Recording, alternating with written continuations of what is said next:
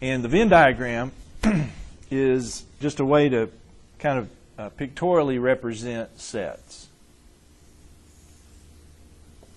V-E-N-N diagram, Venn diagram. All a Venn diagram is this. You start with a rectangle, that's your universal set. That's everything you're considering. So the rectangle contains everything. Then you put sets in here as ovals or circles. Book uses circles, but mine tend to be more of an oval. But yeah, the sets are then the circles, and you don't have to use circles. You can use other shapes, but most of the time they're circular. That's set A, and then we'll put other sets, and usually there's overlap of sets, so usually the circles overlap, interlock. So set B, maybe draw it in there, and so forth and so on. Okay, depending on the number of sets, different way they look. But that's a Venn diagram. Okay, so keep that in mind. We'll utilize that as we go along here. Okay. I guess technically, though, the first set operation, let's talk about the set operation called intersection of sets.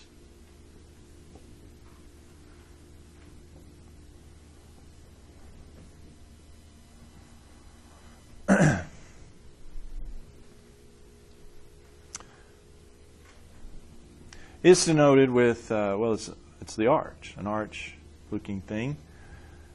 Red, A intersect B. A intersection B is the set of elements A and B have in common. A intersect B is the set of elements A and B have in common.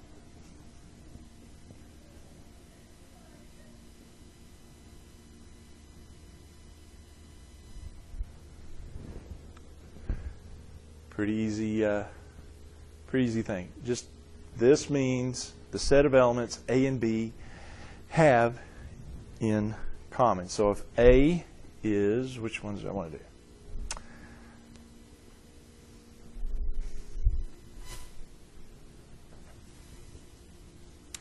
Let's say A is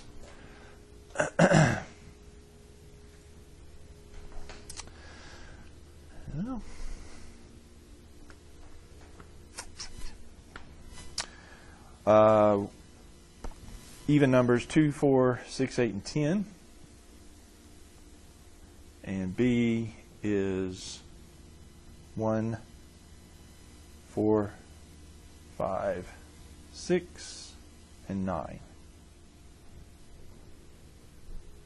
Okay? What's the A intersection B? Well, it's just what they have in common. What do these sets have in common? 4? 4's in both of them. 6 is in both of them. That's about it, isn't it? So A intersection B here would be the set 4, 6. So yeah, we put two sets together, we get a new set, and depending on the set operation here, depends on what you get for your set, but this is a new set. A intersection B is the set 4, 6. Okay? It's the intersection. There's also something known as union.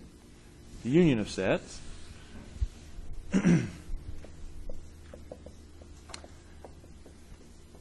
And nicely, it's denoted with, looks like a U between them there, right? But this set is the set of elements, well, let's say it this way. The set of all elements in A combined with all the elements of B.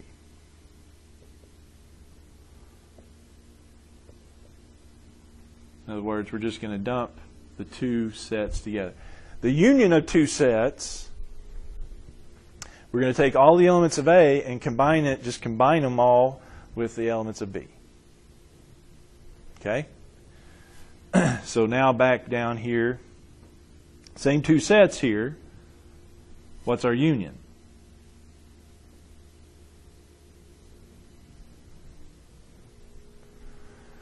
Well, instead of just looking what's overlapping, I'm just going to take all these elements, 2, 4, 6, 8, and 10.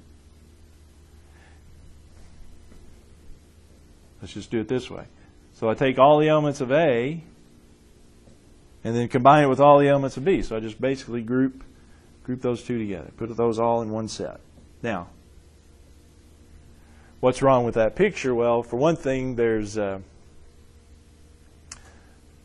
out of order, and most of us like to put them in order, so let's put them in order. 1, 2, 4, it doesn't matter, but 1, 2, 4, 6, oh, I forgot 5, 6, 8, 9, and 10 is really probably the way we instead of writing it that way, but just want to do it that way just to make the point.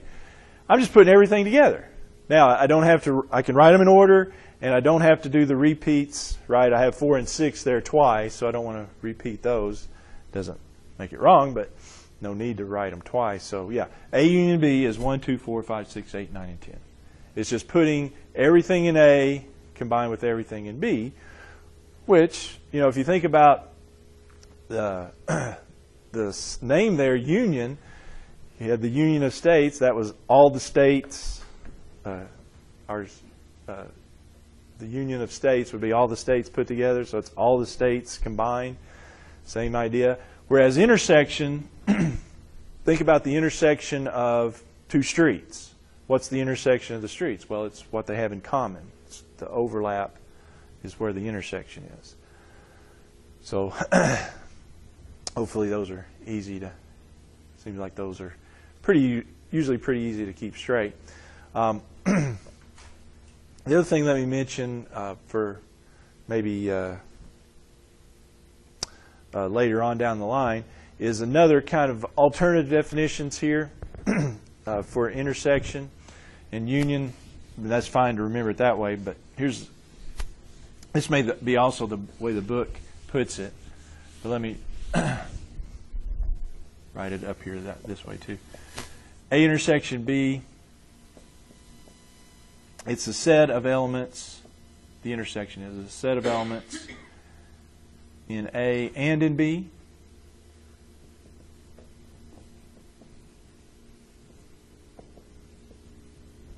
Whereas A union B is the set of elements in A or in B. You see the slight difference there? The intersection, I use the and. The union, I use the or. Yeah, to be in the intersection, it has to be in both A and B, right? For the union, does it have to be in A and in B? No, it could be in A or it could be in B. It doesn't have to be in both. So that's why the word and means intersection and or means union. And that, like I said, that'll be more significant next time in our next lecture. But for now, I just wanted to mention it. And is intersection, or is union. Try to remember that. We'll review that later, but just wanted to make that point. And it has to be in both, so it's intersection or one or the other. Okay? All right. There is another set operation, though, and it's the difference of sets.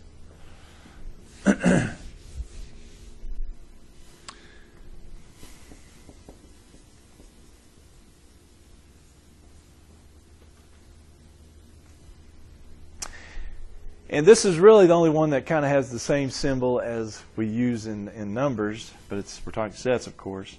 It is the subtraction symbol for difference, right? That's our difference in numbers. It's a minus, but same thing in sets. However, it's a little different way of doing it. Here's the definition. It's A take away B, or A minus B. That's the way it's written. But here's what it is. A minus B, this is the set of elements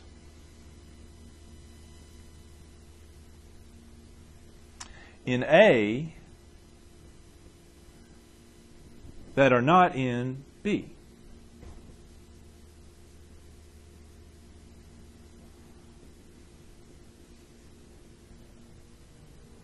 set of elements, the set of elements in A minus B, is a set of elements in A that are not in B. Okay, so for example, back to what was our other ones? It was 2, 4, 6, 8, and 10. Is that what we had for A? And then B was, what was B? 1, 4, 5, 6, 7. 1, 4, 5, 6, 9. Okay. A take away A minus B is 2, 8, and 10.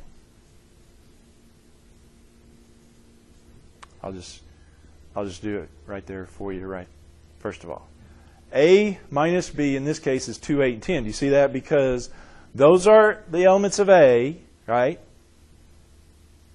that are not in B. 2, 8, and 10 are in A. They're not in B. I don't include 4 and 6 because 4 and 6 are in B. I want this set to be, okay. So that's what it is. Here's the way, in practice, I like to show you how to do it. And, we can read this A minus B. I like to think of it this way. It's A take away B.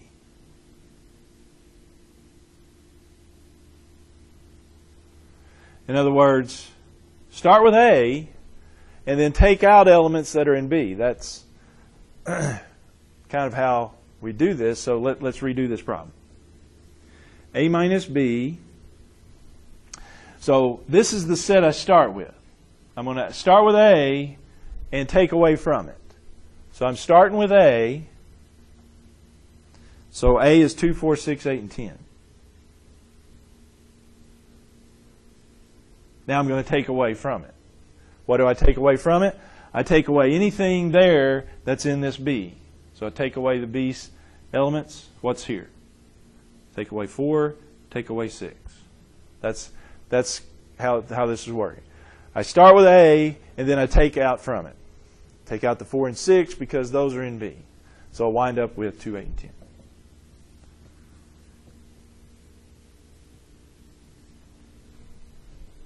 With me?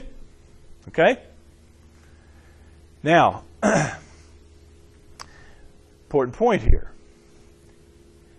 If I reverse that, do B minus A.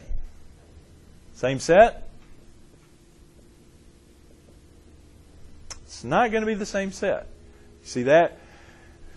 Because this is B take away A. So I start with, in this case, what?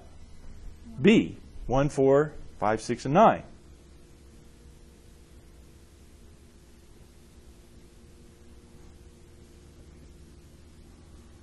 So in this case, I start with B and take away from it.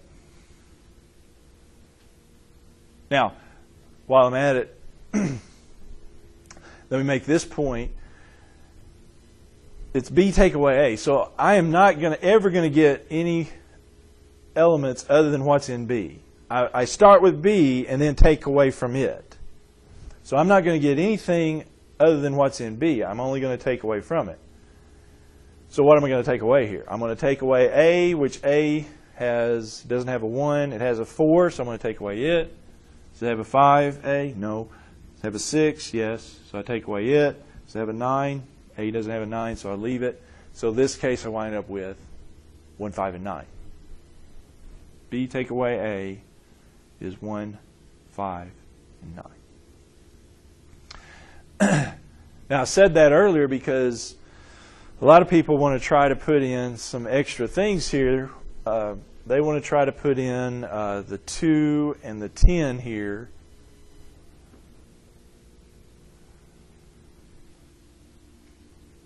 But I don't do that. It's B take away A. So I start with B, and I don't get any ever bigger than B. I just take away from it. So I don't add. There's no add here. It's take away, you see. If you put in 2 and 10, you have added. We don't want to add. We want to take away. Okay? All right. So it's just 1, 5. So that's the difference of sets. And we did notice we do get a different set if we switch them around. Now, that's not the case for intersection or union. If you think about that, go back to that, either one you want to, for these sets. Remember, let's just do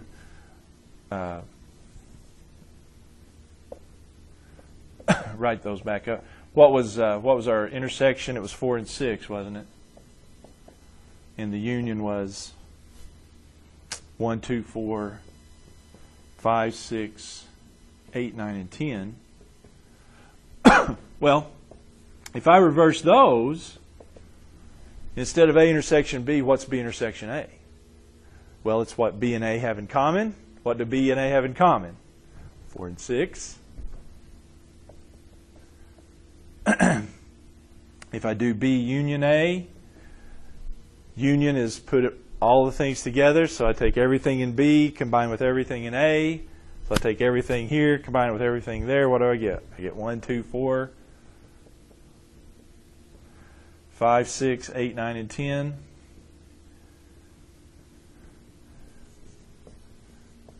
B intersection A is the same as A intersection B. A union B is the same as B union A, or B union A is the same as A. Yeah. Reversing the order on the union doesn't change it. Reversing the order on the intersection doesn't change it. The only thing of the operations here that we've talked about that changes is the difference. If you reverse those, it changes it. But no, it doesn't matter. And if you remember, it's kind of the same way with addition and subtraction. Addition, if you add two numbers and you reverse them, does that change it? No. But if you subtract them, does it change it? Yes, it does. So it's kind of the same thing. Some operations, you switch them, it doesn't matter. Some, do you remember what that's called? What property? If you can switch them and it doesn't change it, extra point? Commutative. It's the commutative property. Intersection and union are commutative. In other words, you can switch them around, it doesn't change it. Difference is not commutative. Okay, that's just extra bonus there. Okay. All right. Okay, well. Okay, let's go ahead and mention, go back to the Venn diagrams here real quick. Let's think about intersection and union in terms of the Venn diagram. Because what we'll do a lot more of this in just a second,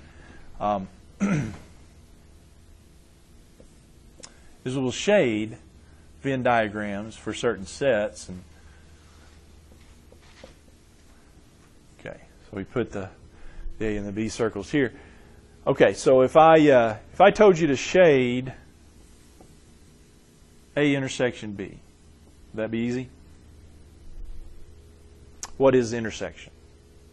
It's what they have in common, where they overlap. So what would I shade? Right here in the middle, right?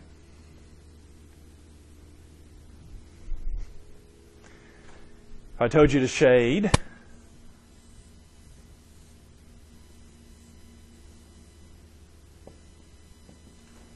A union B. Well, let me do this with you. One way we can look at this Venn diagram is think of it kind of as a puzzle pieces. If I cut this up into puzzle pieces, there would be 4 pieces. I'd have the outside part, call it part 1. Then I'd have this kind of moon shape, part of A. Then I'd have this middle piece, and then I'd have the B shape of the moon of B. So which parts would I shade for A union B? Well, union means take everything in A, so I'd shade everything in A, which A includes the 3, doesn't it? And then I'd shade everything in B, so I would shade 3 and 4, because I already got 3 shaded. Yeah, A union B would be the 2, 3, and 4 parts, right? Everything in A combined with their, yeah, that's union.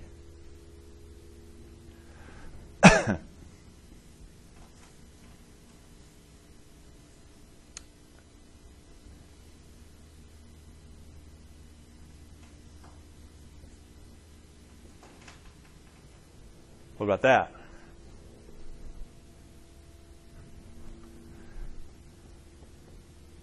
Well, that's the part in A, not in B. So I'd start with A and take away B. A is 3 and 4 here, but I'd take away B, so I'd be left with this moon part here, part 2. Yeah, the A minus B is the moon shape of part of A. And, of course, B minus A would be the same thing, but on the B side. One more.